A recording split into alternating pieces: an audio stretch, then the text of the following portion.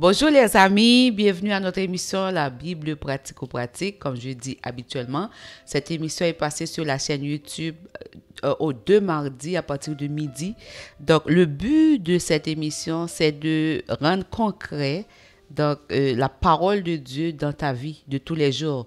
Donc en pratiquant cette parole, vous allez vivre en puissance, vous allez vivre dans la gloire de Dieu. Donc, c'est le but de cette émission. C'est pas juste une question de religion parce que on peut connaître les paroles, mais il n'y a rien dans nos vies. Il n'y a pas la manifestation de la parole dans nos vies.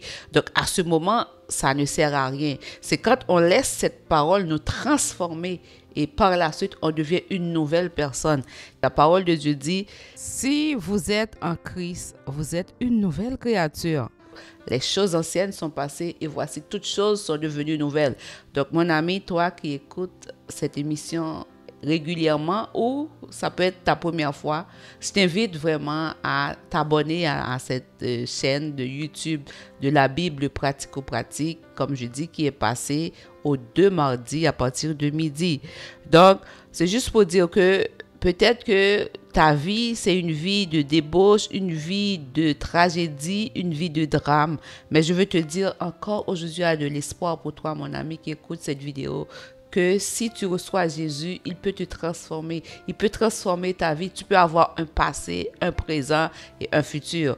Si tu viens à lui, il peut transformer ta vie. Et quand les gens vont parler, ils vont parler de la gloire de Dieu. Donc, la bouche des menteurs, ceux qui parlaient mal de toi, donc vont être fermés. Donc, ces gens auront honte de parler de toi parce que la gloire de Dieu va être sur toi. Ta vie va être transformée.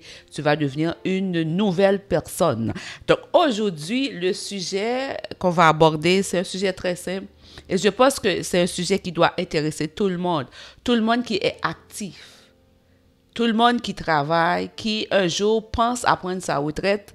J'imagine c'est le cas pour chacun de nous. Moi aussi, un jour, j'espère prendre ma retraite. Donc, retraite, c'est vraiment repos. C'est synonyme de repos. Ça veut dire après avoir travaillé beaucoup, à un moment donné, nous avons besoin de nous reposer. Donc, c'est pour ça qu'on parle de retraite. Donc, il y a une question pour toi aujourd'hui. Sûrement, tu fais des plans pour ta retraite ou bien tu n'as pas encore pensé à ça parce que tu es très jeune et puis tu dis, bon, moi là, je ne peux pas penser à ma retraite aujourd'hui, mais tôt ou tard, tu vas y penser. Donc, je veux te poser cette question. Peu importe que tu vas partir à la retraite bientôt, peut-être que tu es déjà à la retraite, c'est pas trop tard non plus. Donc, tu peux répondre à cette question. As-tu pensé de l'inclure dans le plan de ta retraite? On peut me dire de quoi tu parles, mais je vais lire pour toi, mon ami, aujourd'hui, dans Luc 12, versets 16 à 21. Et il leur dit, ça c'est Jésus qui parlait, il leur dit cette parabole. Les terres d'un homme riche avaient beaucoup rapporté. Et il raisonnait en lui-même, disant, que ferai-je, car je n'ai pas de place pour serrer ma récolte. Voici, dit-il, ce que je ferai. Il est en train de bâtir un plan, de concevoir un plan. J'abattrai mes greniers, j'en bâtirai de plus grands. J'y amasserai toute ma récolte et tous mes biens. Et je dirai à mon âme, tu as beaucoup de biens en réserve pour plusieurs années. Repose-toi, mange, bois et réjouis-toi. Mais Dieu lui dit, insensé, cette nuit même ton âme te sera redemandée. Et ce que tu as préparé, pour qui cela sera-t-il? Il en est ainsi de celui qui amasse des trésors pour lui-même et qui n'est pas riche pour Dieu. Amen, amen. Donc, on voit c'est quelqu'un qui a travaillé beaucoup, là, qui a mis beaucoup de côté. C'est comme l'exemple de nous, peut-être qu'on ne travaille pas la terre, mais on travaille, on gagne beaucoup d'argent, on a beaucoup de maisons, beaucoup de biens. Et puis, à un moment donné, on planifie notre retraite. Donc, à ce moment, on voit, on dit, j'ai tout ça, il faut que je prépare telle chose, je dois régler mes comptes et tout, je dois faire mes testaments et tout, pour après me reposer, me réjouir, manger, faire tout ce que j'avais pas eu le temps de faire parce que je travaillais, parce que j'étais une mère, parce que j'étais un père, parce que j'étais un employé, tout le reste. Donc, il y a certaines choses, vraiment, on peut dire qu'on n'a pas le temps de le faire pendant notre vie active, pendant que on est plus jeune dans le travail. Donc, on pense souvent à les réaliser un peu plus tard. Un plan de voyage, un plan, n'importe quel plan, donc, qui fait partie de la retraite. Mais ce qu'on voit dans cette portion de l'écriture, c'est que c'est un homme riche qui avait tout là. Tout était bien, il a bien calculé, il sait que maintenant je peux prendre ma retraite, je peux me reposer. Mais ce qui arrive, il n'a pas pensé à son âme. Comme je dis souvent, on dit quand la personne est morte, on a dit la personne a rendu l'âme. Ça veut dire s'il a rendu, si tu rends quelque chose, ce n'était pas à toi. On est d'accord? Donc la personne a rendu l'âme. Et dès qu'on dit que la personne a rendu l'âme, ça veut dire que la personne n'est plus. Donc ce qui reste, ce sont les dépouilles qui vont pourrir, qui vont devenir la poussière. Donc cette âme que tu as, mon ami, savais-tu que ce n'était pas à toi? Pendant que tu prépares, tu fais des plans, mais tu n'as pas inclus le maître de l'âme, qui est Jésus-Christ, qui est Dieu, le divin, le tout-puissant, celui qui a tout créé, qui a créé les cieux et la terre, qui t'a créé aussi. Et c'est lui qui a mis son souffle en toi, qui est ton âme. Mais souvent, tu planifies, tu ne penses même pas à lui. Alors que le premier commandement dit, aime Dieu de toute ta pensée. Alors que dans ta pensée, tu as plein d'autres choses sauf Dieu. Et tu penses que une fois que tu as tout ce qu'il faut, maintenant tu vas te reposer. Mon ami, si tu veux avoir une vraie retraite, le vrai repos, tu as besoin de Jésus. Tu as besoin de l'inclure dans ton plan. Parce que la retraite, ça peut être court. Souvent, les gens partent à partir de 55 ans, 60, 65 ans. Il y en a pour continuer à joindre les deux bouts, vont continuer à faire un temps partiel afin de répondre à leurs besoins. Donc, c'est juste pour dire que c'est pas long, hein? Mais en Jésus, tu as l'éternité. En Jésus, tu peux continuer cette retraite dans l'éternité. Loin de la douleur, loin de la souffrance, loin des drames, loin de la guerre.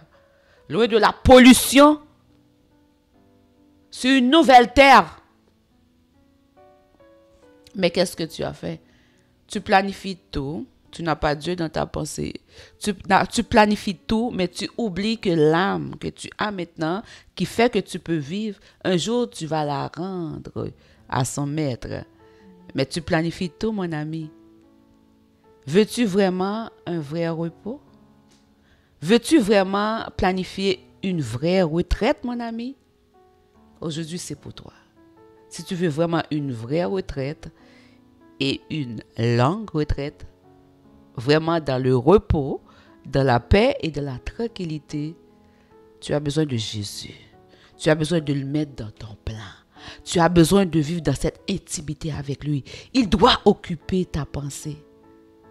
Ce n'est pas tes rêves, ce n'est pas tes biens. Ces choses vont passer. On a vu ça. Quand on quitte, quand les gens meurent, là, ils partent avec rien, sans rien. Donc, c'est juste pour te dire ce que tu as mis beaucoup d'efforts pour travailler et qu'aujourd'hui, tu as besoin de te reposer. Ces choses vont passer. Tu vas les laisser pour, parfois on même dit pour des ingrats. Des gens qui ne vont même pas reconnaître tout l'effort que tu as mis pour construire toutes ces choses. Ils vont jouir de ces choses. Toi, tu vas partir. Mais tu as besoin d'une vraie retraite. Et la vraie retraite se trouve en Jésus-Christ.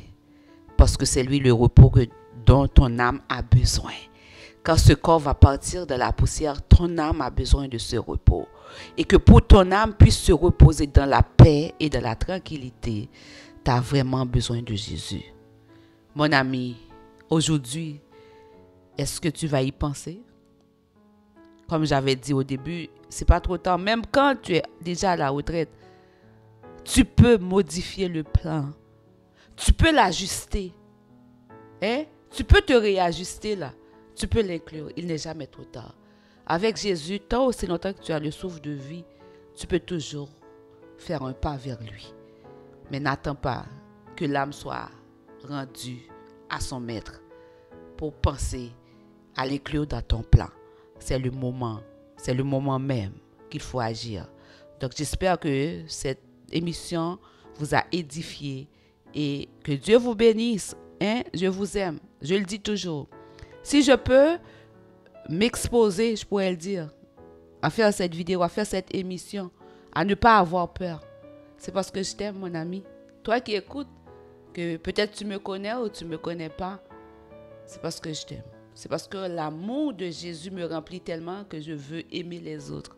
C'est pour ça que je viens te dire la vérité, afin que tu ne sois pas surpris au dernier moment.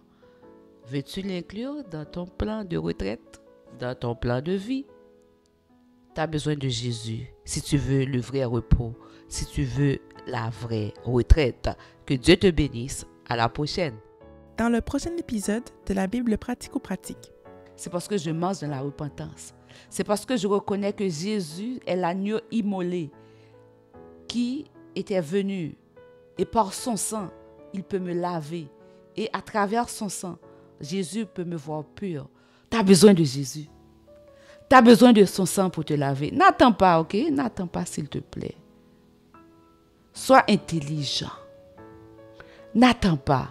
Aujourd'hui, c'est l'occasion pour toi de dire, Seigneur Jésus, j'ai besoin de toi plus que jamais.